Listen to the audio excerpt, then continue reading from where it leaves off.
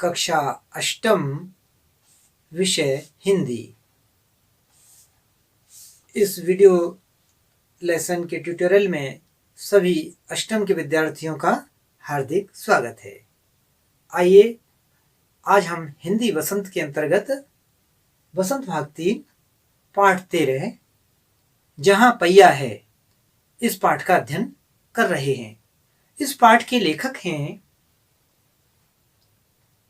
P Sainath.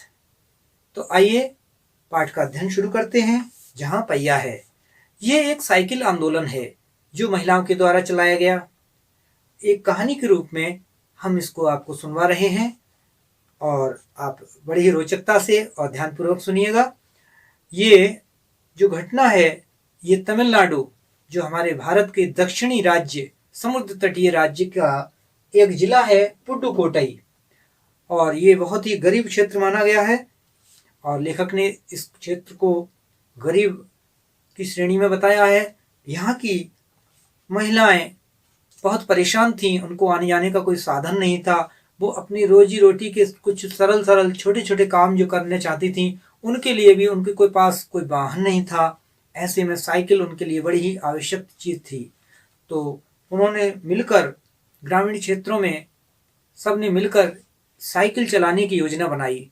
अब चूंकि नारी प्रधान समाज जो है पुरुष प्रधान समाज से कुछ समस्यात्मक दृष्टि से फर्क होता है, या जो कहिए सामाजिक परिवेश में काफ़ी अंतर है, तो पुरुष प्रधान समाज में वो साइकिल कैसे चलाएं। तो सब ने मिलकर योजना बनाई कि सब लोग मिलकर एक काम करेंगे तो कोई हमारा विरोध नहीं कर पाएगा।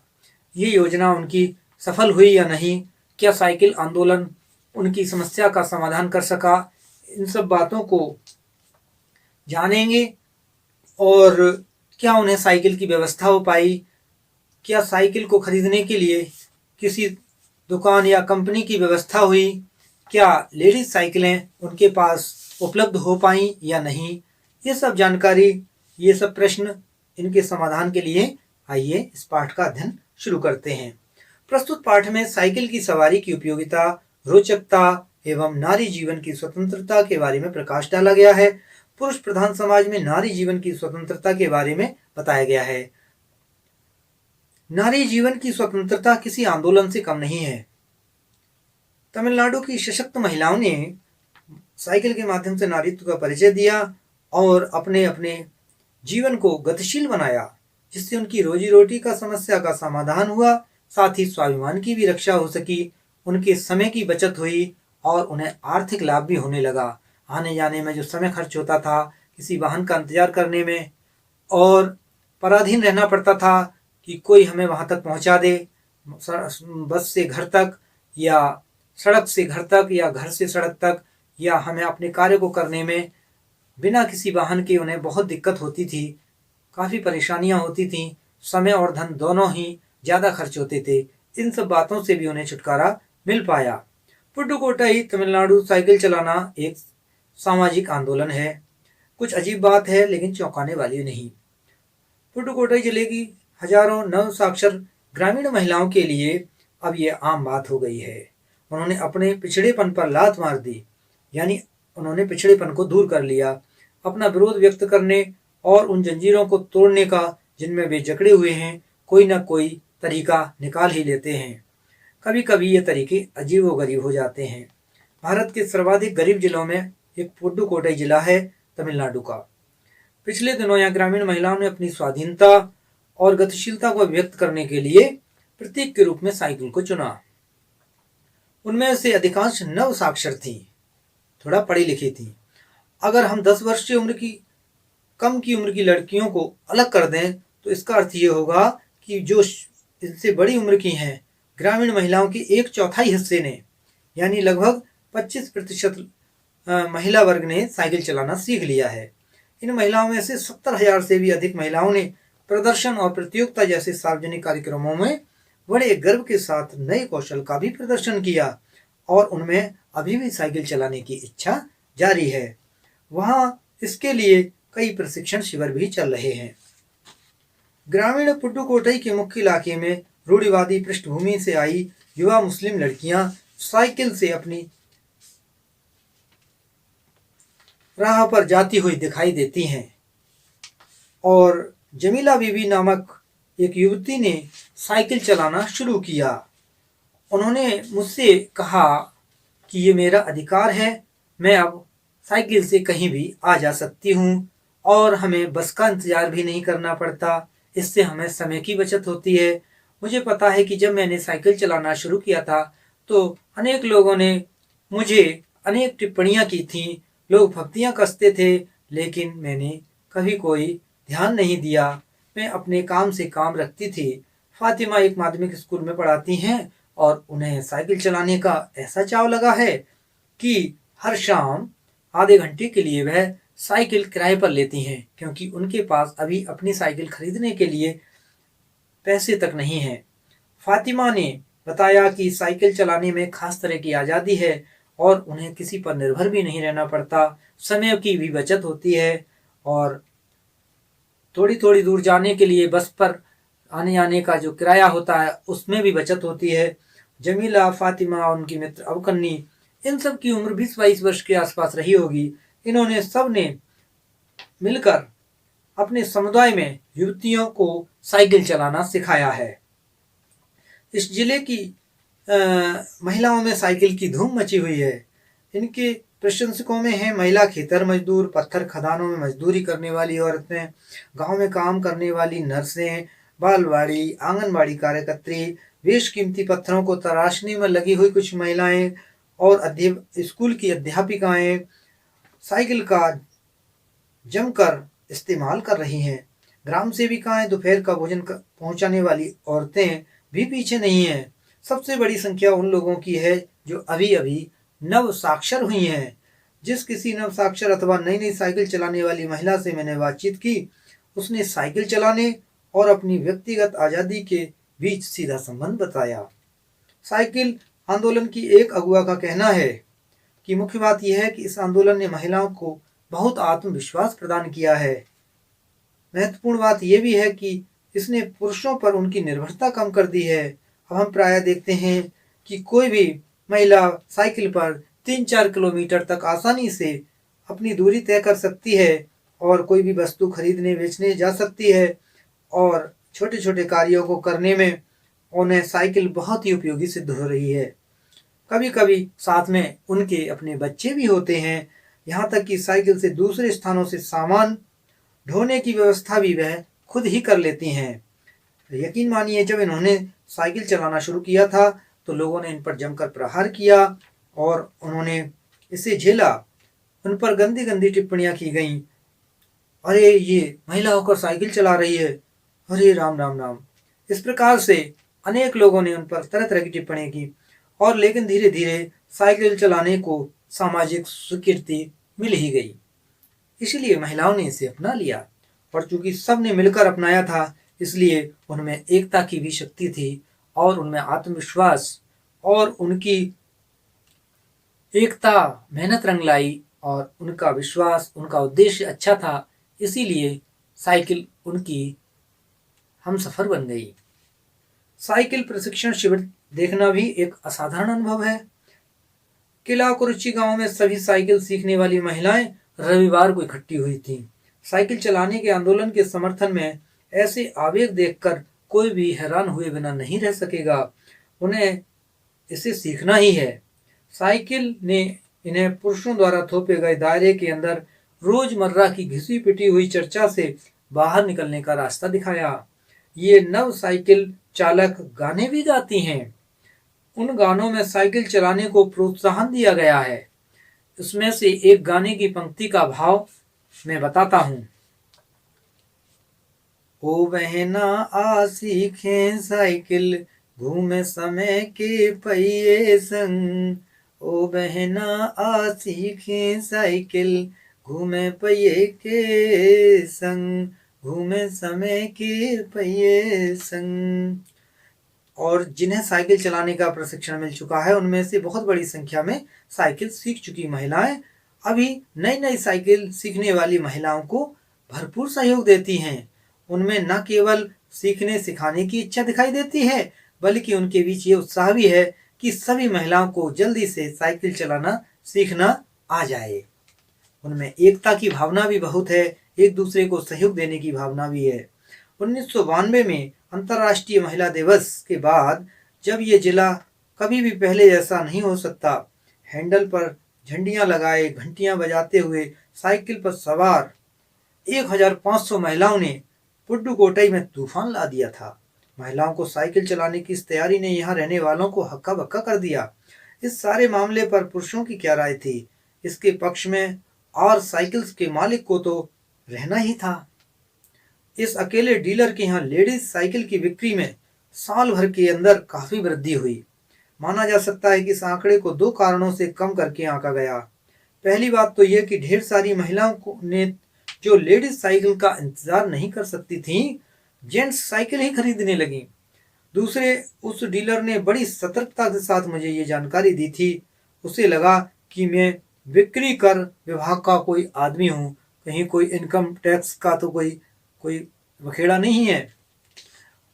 कुदमी अन्नामलाई की चिलचिलाती धूप में एक अद्भुत दृश्य की तरह पत्थर के खदानों में दौड़ती भागती 22 वर्षीय मनोरमनी ने साइकिल चलाना सिखाया। उसने मुझे बताया कि हमारा इलाका मुख्य शहर से काफी कटा हुआ है। यहाँ जो साइकिल चलाना जानते हैं उनकी गतिशीलता बढ़ जाती है। यहाँ साइकिल का इस क्षेत्र में काफी महत्व हो जाता है। साइकिल चलाने के बहुत निश्चित आर्थिक निहितार्थ थे। इससे आय में भी वृद्धि हुई है, धन और समय की बचत हुई है। यहाँ की कुछ महिलाएं अगल बगल के गाँव में कृषि संबंधी अथवा अन्य उत्पाद बेच आती हैं। साइकिल की वजह से बसों के इंतजार में होने वाले वे समय से भी बचत होती है, समय खराब नहीं होता। खराब परिवहन व्यवस्था वाले स्थानों के लिए तो बहुत ही महत्वपूर्ण है।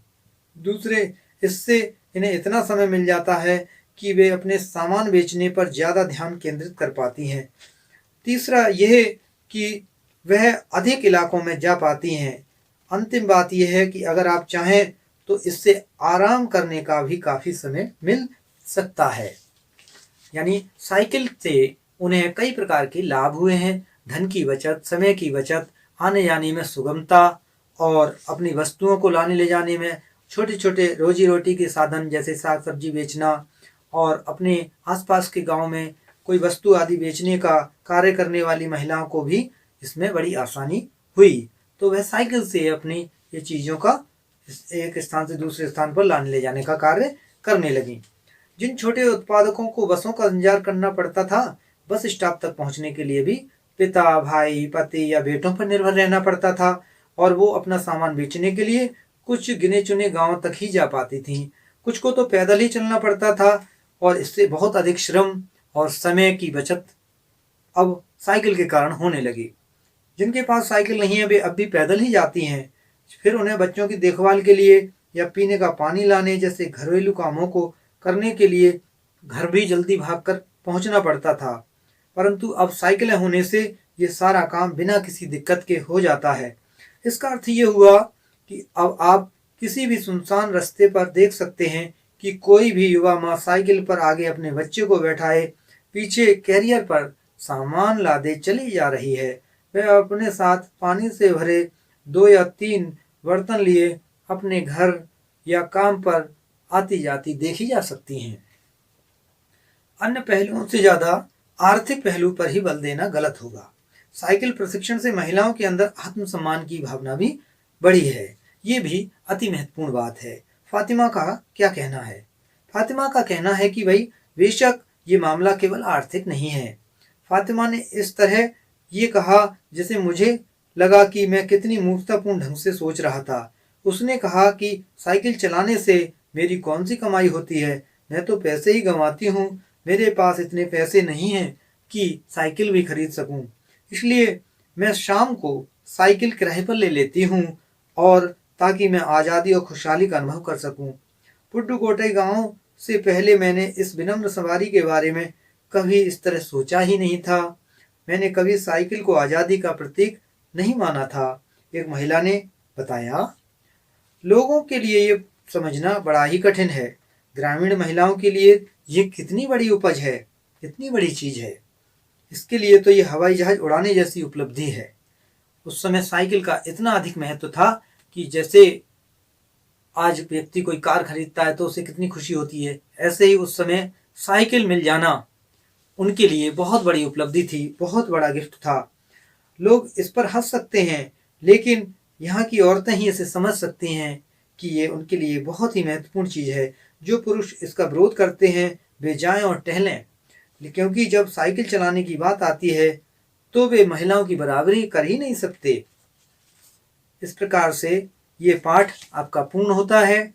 साइकिल चलाना नारी समाज के लिए न केवल आर्थिक विकास का आधार है, अपितु नारी सम्मान एवं स्वतंत्रता का भी प्रतीक है। गरीब नारियों के लिए ये किसी हवाई जहाज को उड़ाने जैसे से कम उपलब्धि नहीं। यहाँ की नारियों ने पुरुषों का विरोध करके जो उपलब्धि प्राप्त की है, कोई पुरुष विरोध करता है तो वह अपनी असमर्थता प्रकट करता है, उसे नारी स्वतंत्रता और आत्मगौरव से चिढ़ है। वस्तुतः साइकिल आंदोलन इन महिलाओं ने जो चलाया उनका उद्देश्य सफल रहा और वह अपने परिवार की भलाई के लिए, परिवार के सुख सुविधा की वृद्धि के लिए और अपने आत्मसम्मान, अपने आत्मगौरव की वृद्धि के लिए भी साइकिल का उपयोग उनके लिए बहुत ही महत्वपूर्ण रहा। और उनका यह आंदोलन सबने मिलकर चलाया, इसलिए उन्हें सफलता भी प्राप्त हुई। इस प्रकार से ये पी साईनाथ द्वारा लिखित ये पाठ पूर्ण होता है। जहाँ पहिया है, पाठ को पढ़ने के बाद जहाँ पहिया है, इस पाठ के कुछ शब्दार्थों की ओर ध्यान देंगे। आंदोलन, क्रांति। अजीब, विचित्र। चौंकाना माने हैरान कर देना। नव साक्षर, ज्ञानी, समझदार। अजीबोगरीब माने विचित्र तरह का। सर्वाधिक, सबसे अधिक।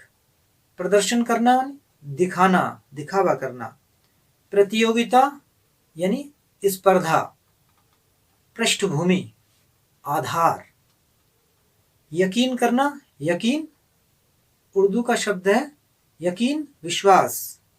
हैसियत ये भी उर्दू फारसी का शब्द है, औकात। सामर्थ्य हिंदी का शब्द होगा सामर्थ्य। हैसियत या औकात इसका हिंदी अर्थ होगा सामर्थ्य। स्वीकृति स्वीकार करना या मानना। प्रोत्साहन उत्साह बढ़ाने का माध्यम। दिक्कत माने कठिनाई, वजह कारण, आय आमदनी। वेशक माने निस्संदेह, आत्मसम्मान स्वाभिमान। प्रतीक चिन्ह। उपलब्धि यानी उपलब्धि हासिल करना या प्राप्त करना। उपलब्धि माने प्राप्त करना, प्राप्ति, उपलब्धि प्राप्ति। इस पाठ के अंत में दो प्रश्न हैं। जंजीरें, उन जंजीरों को तोड़ने का जिसमें वे जकड़े हुए हैं कोई ना कोई तरीका लोग निकाल ही लेते हैं। आपके विचार से लेखक जंजीरों द्वारा किन समस्याओं की ओर इशारा कर रहा है? जंजीरें किस बात की हैं? जैसे आमतौर पर जंजीर बांधने के काम आती है, तो हमारे जो जीवन में कई प्रकार की रूढ़ियाँ होती हैं जो चली आ रही हैं प्राचीन समय से, उनके अंदर बंधे रहना, ये हमारी जंजीरें हैं। यहाँ भाषा का प्रतीकात्मक प्रयोग किया गया है। जंजीरें समाज की रूढ़िवादी परंपराओं का प्रतीक हैं, जिसके कारण जीवन पूरी तरह परतंत्र बन जाता है। समाज में एक वर्ग पुरानी परंपराओं का पक्षधर होता है, उसे परंपरावादी कहते हैं, और दूसरा वर्ग खुली सोच वाला आधुनिक विचारधारा का होता है। ये वर्ग परंपरा के बंधनों को तोड़ता है और स्वतंत्र होकर समाज को नई तथा सशक्त दिशा भी प्रदान करता है। लेखक इसके द्वारा लड़का लड़की में भेदभाव, नारी जीवन की परतंत्रता तथा पर्दा प्रथा जैसी समस्याओं की ओर भी इशारा कर रहा है। प्रश्न 2, क्या आप लेखक की इस बात से सहमत हैं? अपने उत्तर का कारण भी बताइए। स्वतंत्रता मानव ही नहीं, जीव जंतुओं की भी नैसर्गिक देन है। मानव उनमें से सर्वाधिक बुद्धिमान प्राणी माना गया है। समय परिवर्तन के साथ साथ शिक्षा और संस्कारों में ज्ञान और विवेक से खुली सोच से मानव रूढ़िवादी परंपराओं को तोड़ देता है। इसका कारण यह है कि वो बंधन में रहना नहीं चाहता, वह बंधन मुक्त होकर रहना चाहता है। देश की स्वतंत्रता, नारी स्वतंत्रता, पर्दा प्रथा का विरोध, सती प्रथा का अंत, दहेज प्रथा को तोड़कर ऐच्छिक विवाह करना आदि सभी इसी समस्या के समाधान के जीते जागते उदाहरण हैं। तो प्रिय विद्यार्थियों, अभी हमने कुछ कठिन शब्दार्थों की चर्चा की और जो प्रश्न दिए हैं उनके उत्तर के बारे में भी आपको बताया। आप इन प्रश्नों को सुनकर, पढ़कर इनके उत्तर स्वयं लिख सकते हैं। उम्मीद है आपको ये पाठ रोचक एवं उपयोगी सिद्ध होगा। आप इस वीडियो लेसन के माध्यम से अपना शिक्षण प्रभावी बना सकते हैं। धन्यवाद।